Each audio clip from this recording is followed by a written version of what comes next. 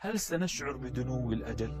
هل فعلا هناك أمارات أراها تجتاح قلبي أو أراها عيانا أن الله يذكرني أنك ستلقاه؟ الموت كالرزق يأخذ من يشاء بإذن من يشاء الله سبحانه وتعالى. سكنت القصور، سكنت الدور، نحت من الجبال بيوتا أو حفرت في الأرض أخدودا، لن تنجو من الموت. ما منه ملاذ ومهرب. لهذا من عدل الله أنه يبعث لنا أمارات، يبعث لنا إشارة تشعر الإنسان بدنو أجله. لأن أصلا موت الفجأة أخذة أسف كما قال صلى الله عليه وسلم، وكان في الأثر الاستعاذة من موت الفجأة. فلهذا يوجد أمارات، إما مرض يبعث الله منام، وإما رسالة تأتيك من طرف خفي بجارك أو عمك أو أقربائك أو حبيبك. قال يعقوب يوما من الأيام لله: يا رب لا تمتني حتى تبعث لي أمارة. قال الله ليعقوب: هو لك. فيوم من الأيام دخل ملك الموت. ملك الموت لا يستأذن على أحد، صالحا أم طالحا، فجأة تراه أمامك. فقال يعقوب: إن الله عهد إلي أن لا يقبض مني روحي حتى يبعث لي أمارة. قال ملك الموت: لقد بعث لك أمارات وثلاث. قال يعقوب: وما هي؟ قال: ألم ينحني ظهرك؟ ألم يشب شعرك؟ ألم يمت جارك؟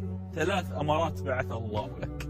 فجعل من الأمارات ظهور الشيب وانحناء الظهر وموت الحبيب والجار والقريب، أمارة تشعرك أن الموت قريب منك. لأن الله عز وجل شان لما قدر الموت انتهاء الحياة التي أنت فيها تختبر. سآتي بك لحياة لا اختبار فيها وإنما حساب. يكفيك باسم الموت أنه مرعب، لكن حسن الظن بالله ينجيك. إياك أن تمت إلا وأنت تحسن الظن بالله. يعجبني ذاك الرجل يقول: أنا أثق أن الله سيدخلني الجنة، أنا لا أقوى على عذاب الله، وهو يعلم أني لا أقوى على عذابه، وجسدي ضعيف، وجسدي لا يقوى على نار جهنم، فالله عز وجل سيرحمني. رحمن. ابن مسعود يقول: إن الله سيغفر يوم القيامة مغفرة لا تخطر على قلب بشر. لما أقول أنا لك، الله يقول: ورحمتي وسعت كل شيء.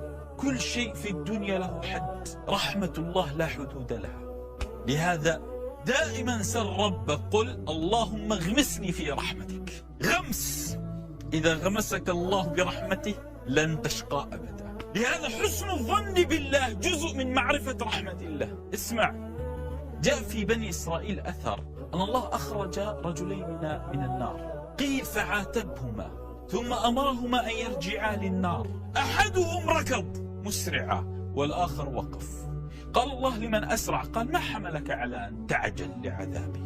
قال: يا رب عصيتك في الدنيا ولم أكن لعصيك في الآخرة.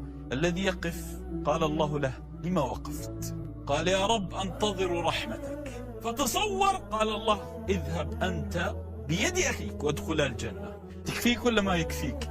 جبار يجبر القلوب، لا يلقي حبيبه في النار. نحن لما نتكلم عن رحمة الله نتكلم عن شيء لا يستطيع مخلوق أن يقوم بوضع حدود لرحمة الله. إنه الله